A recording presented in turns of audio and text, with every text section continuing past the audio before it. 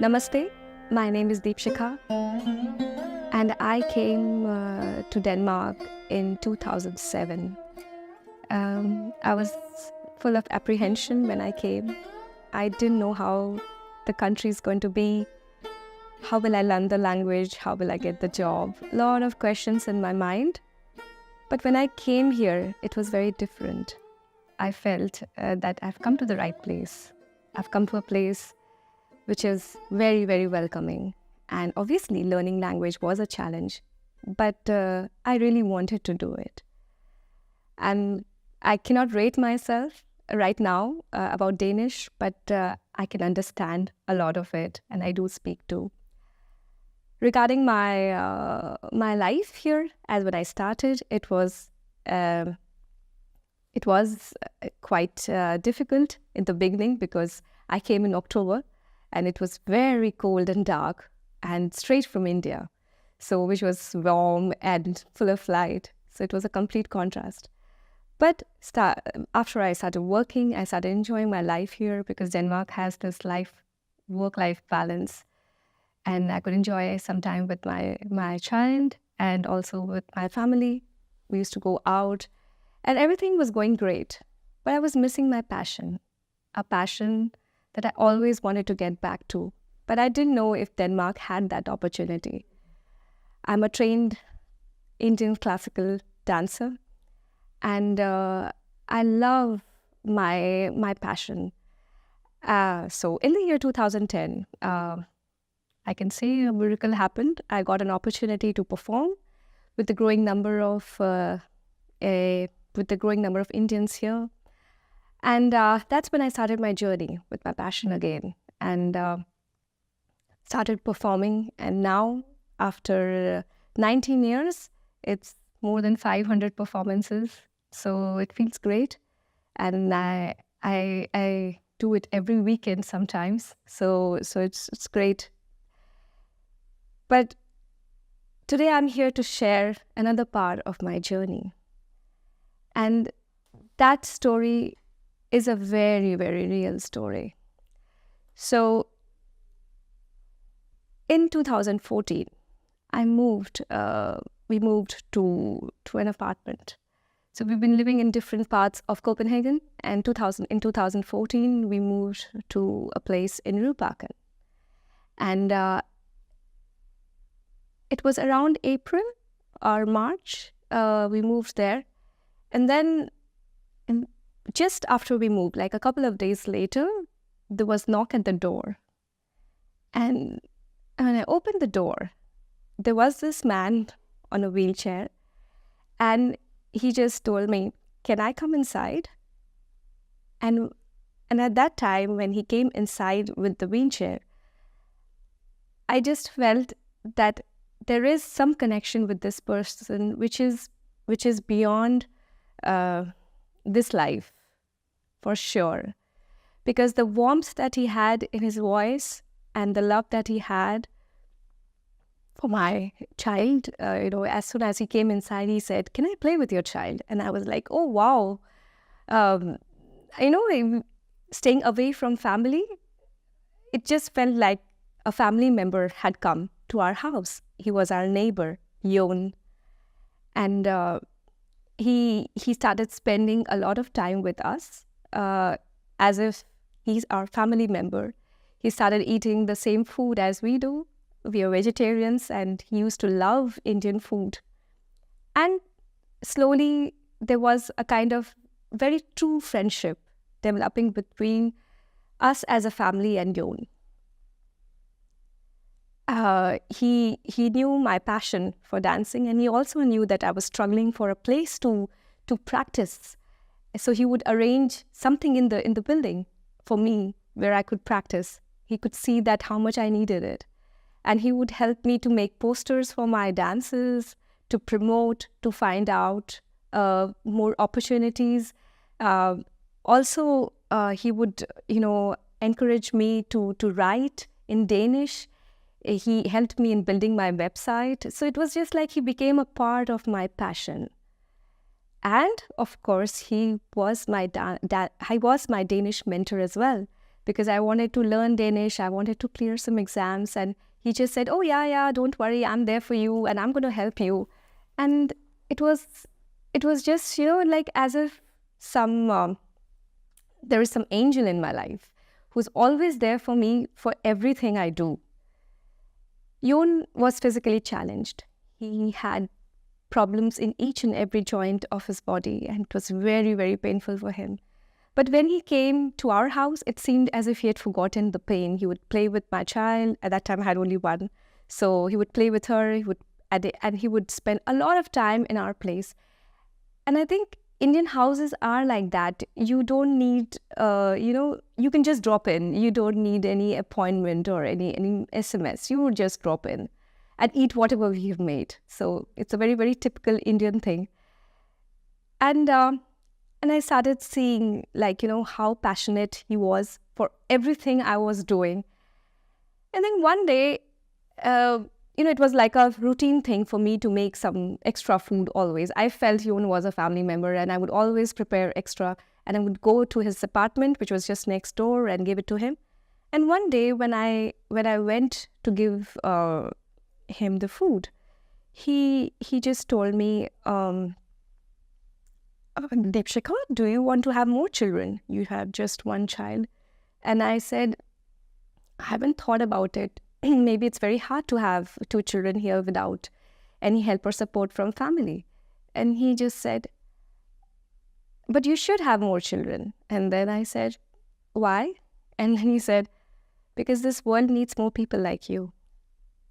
And I was like, for a few seconds, I just took a pause, and I realized that this is the greatest compliment one can get.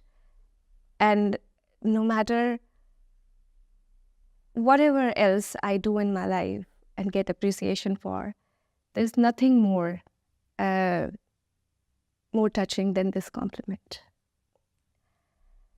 And I didn't tell him, but we were thinking of having a second one. And just a month later, I came to know that I was expecting my second one after 10 years. So, and then he was so happy with the news. He became a part of that journey as well. He saw that how I could not eat anything during the first trimester. He would prepare some food for me. He would say that don't do anything. I'll take care of you. And he would do everything to make me feel comfortable. And, I remember he made some handmade bracelets for the just born, when I just delivered, he made some handmade bracelets just to pamper her. And when I also realized that he started playing the role of Yon uncle, after one was born. And I always addressed him as Yon uncle for Vani. Because he was the one who probably prayed for it, and he was a part of everything. And then one day he suggested to me, why don't we go to a church, take her to the church. Let's walk to the church, and there is some baby psalm sung. They sing to the newborn babies. So let's take her there. And we used to go for the next 2-3 months. We used to walk to the church and take her there together. And in that walk, he would always say, he would go in the wheelchair and I would go with the pram. And we would, just share some stories with each other. And then I told Yon one day that, this space in the apartment is very less, for us. And we might think of changing our house. We might have to move somewhere else. He was not that happy with the idea because he just felt that he wanted us to be close to him. Yeah. But, life has different chapters, and we decided to move, not that far away, but we decided to move to this place where we stay. And I still remember handing over the keys, and he was still there with me until the last day in that apartment. He said, I want to be here with you even when you're giving the keys back, because this apartment has given so many memories of friendship, of help, of so many things. I don't even have words. And then after we moved here, he would come anytime to visit. We would go pick him up, and he would come to visit us. And then I could see that slowly his visits were declining. He would come just once a week or once in 10 days. And that's when I started feeling that something was not going the right way. And he would randomly call and he would say that I'm depressed and, can I just come? And when I would go to pick him up, he would just say, no, not now. So I couldn't understand what was going on in his mind.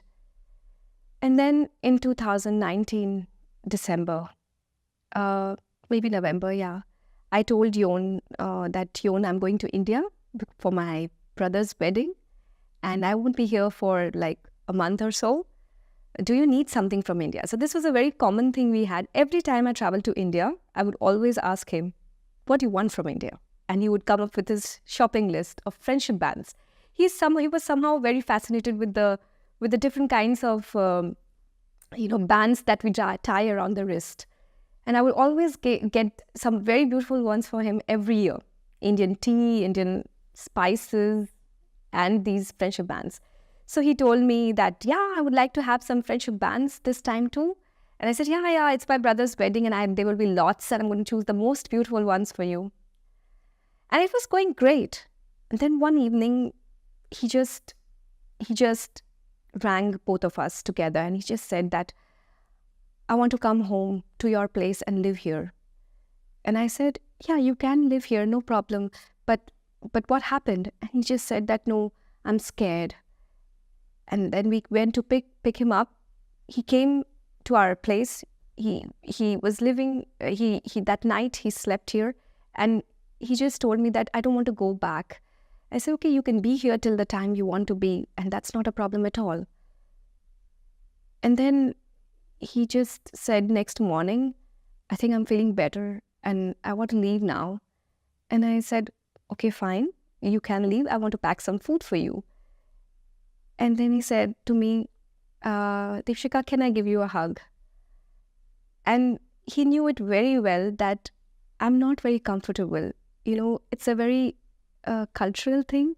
And he said to me, I know that you don't want to do this, but I really need it. And I said, no, it's okay, no problem. I'll give you a hug. And I hugged him. And then he just left. And that was the last time I saw Yon. And yeah. And then I went to India. And then it was like he was trying to message me on one of the days. I think it was 10th or 11th of December 2019. I got a message from him, I want to talk to you. And yeah, there was one more thing. Before I left for India, I told him that, why don't you come and stay in our house? Why do you want to live in the apartment? It was a very common thing we used to do every time we went to India. We would just tell Yon, come and stay in our house, and he would love to do that. And he came in that holiday too, that he came to live in our house. And he just was messaging me and I just said, do you need something? Do you need the Wi-Fi? Do you need something? And he said, no, I want to talk to you. And I said, I'm busy. I'm busy with my brother's marriage and I can't take your call right now, but if you write it, I'm going to respond to you. And he didn't reply. And I just felt maybe he wanted some more things from India. I just felt like that. It was 12th of December when I got the last message from him. I want to talk to you. And I just said, oh, connection is very poor. I can't talk. And then on 12th December 2019 at 11:30, just before sleeping, I checked my phone. And there was a message from an unknown sender in Facebook. And he just wrote to me, hi. And it was in Danish.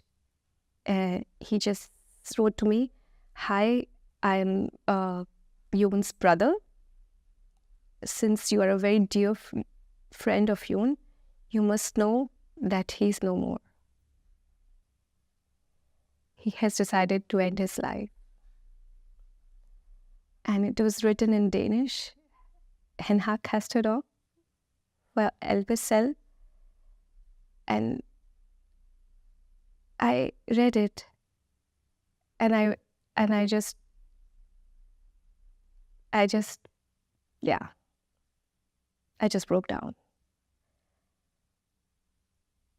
I could not believe my eyes, and I called up my husband and I told him that I got this message.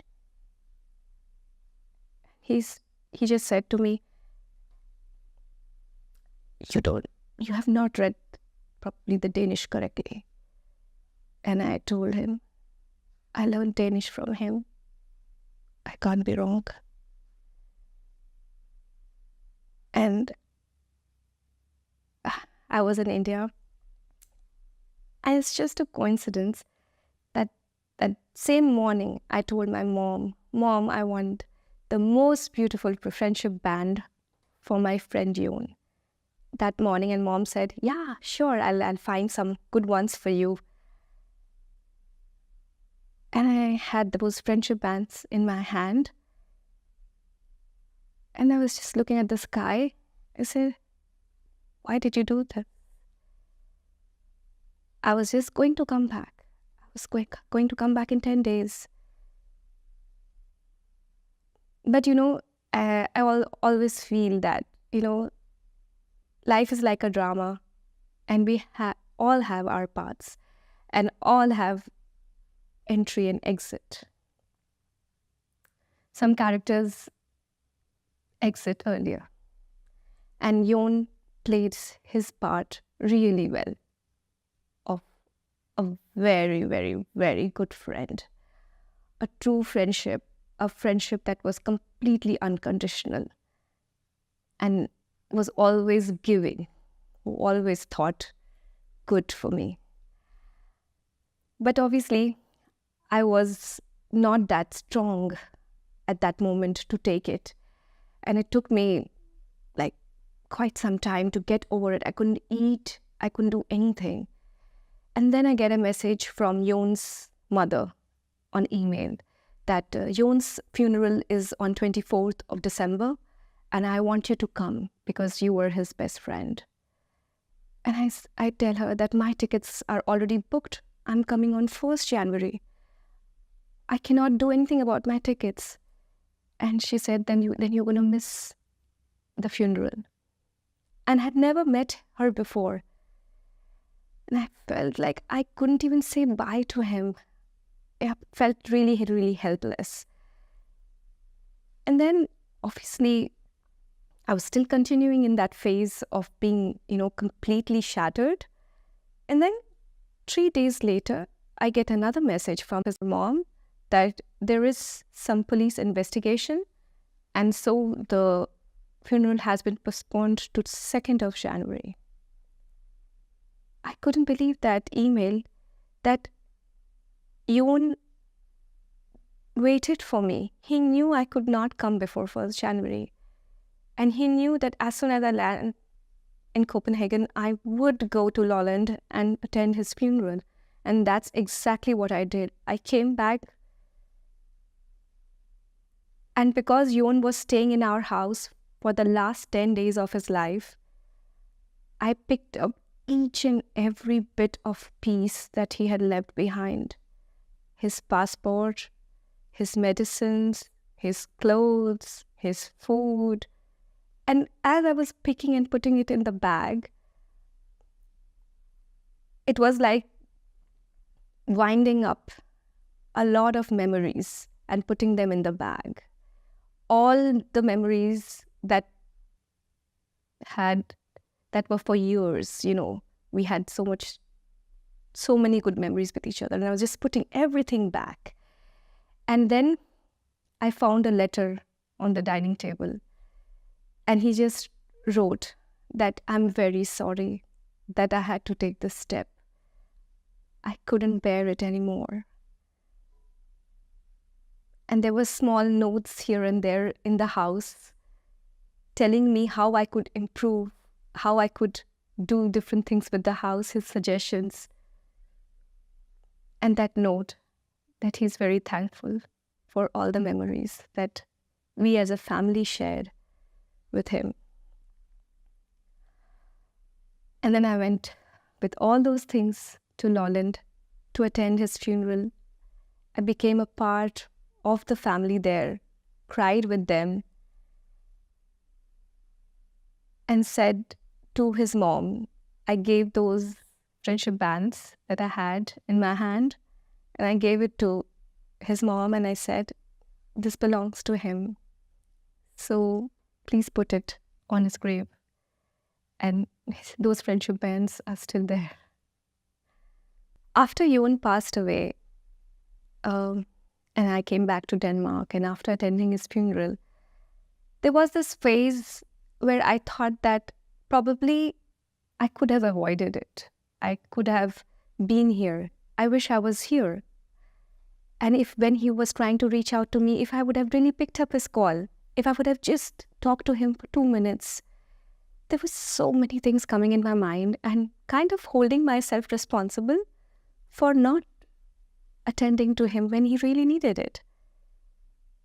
And I was just sharing this with my daughter, Vidushi, and I told her everything that I was feeling, and she just told to me that, Mom, if 7 years back you did not come in his life, if you were not his neighbor, if you did not open the doors of our house to a stranger, what would he have done? You should think this would have happened much earlier. You should think you've added 7 more years to his life. And that was like, I felt that it was like ice on my scar. That yeah, probably I'm not responsible and that it had to happen one day. But the next part of the journey was harder because when I came back, I was completely empty inside. And I didn't know what to do with my life at that point because somehow it affected me to an extent that I couldn't even take care of myself. And I wanted relief. I wanted to come out of it, but I had no way to do it. I would just live each day, but thinking about him.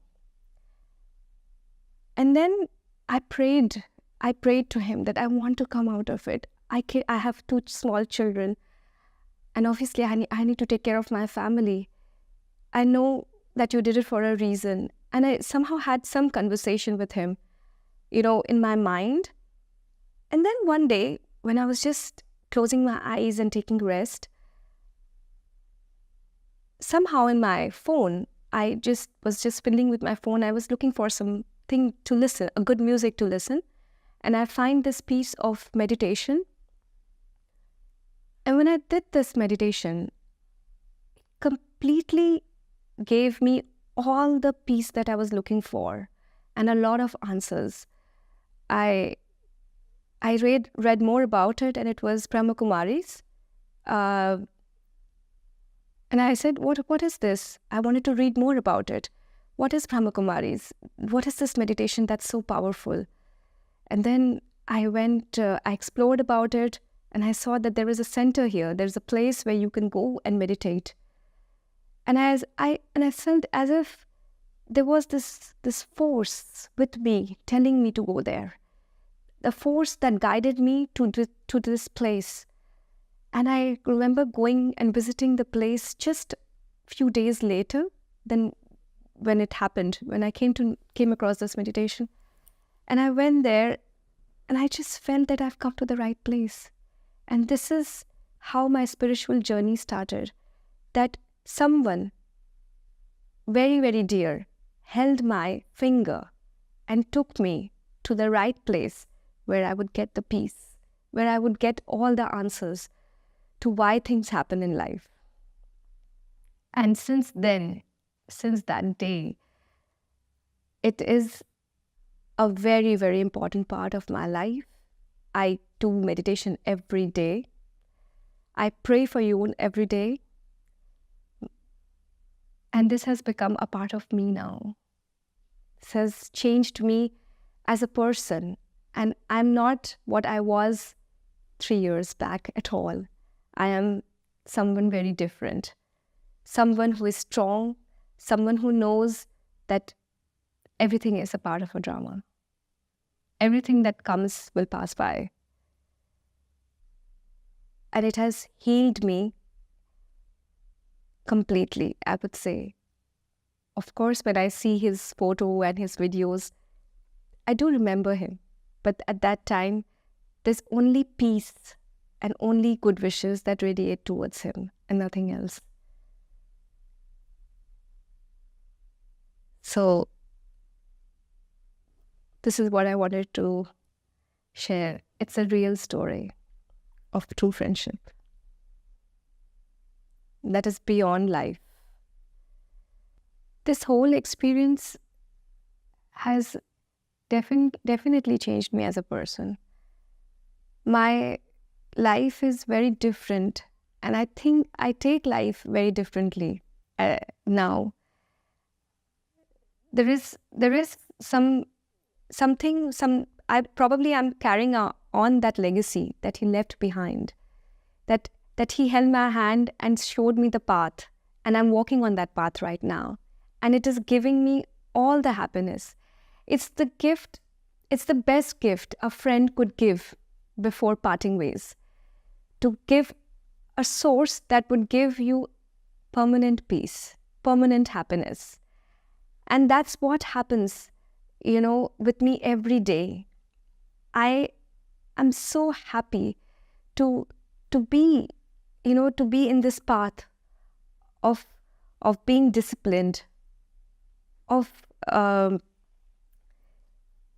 living a life that's only for service. It's like you give healing energy to the world. And he has shown me this path, that don't just live life for yourself. Go beyond.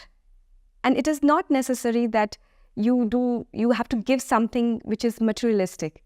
You can also give blessings. And today, my friend, has given me this gift to continue his legacy of living life and blessing others. And it has become a part of me. And this is how my life is going to be till I live. That, this is a gift that no one can take away from me. So I cannot be more blessed that I have support from the family, and I had a friend like Yon. Our journey was short, but it was very impactful. And I look up to him. And I feel his presence still around me. I can feel it, that he's still guiding me to keep walking without feeling tired. And I want to share this story with everyone, simply because you opening your doors, you giving your affection to someone, can make such a big difference in someone's life. What is more important than life itself? And how valuable is your time? You can give your time to your near and dear ones. But what about those people who don't have near and dear ones, who still need it? Why not share it with everyone? And I wanted to take this step. I want to share this story with everybody, just to tell how a little step can make a big difference in someone's life.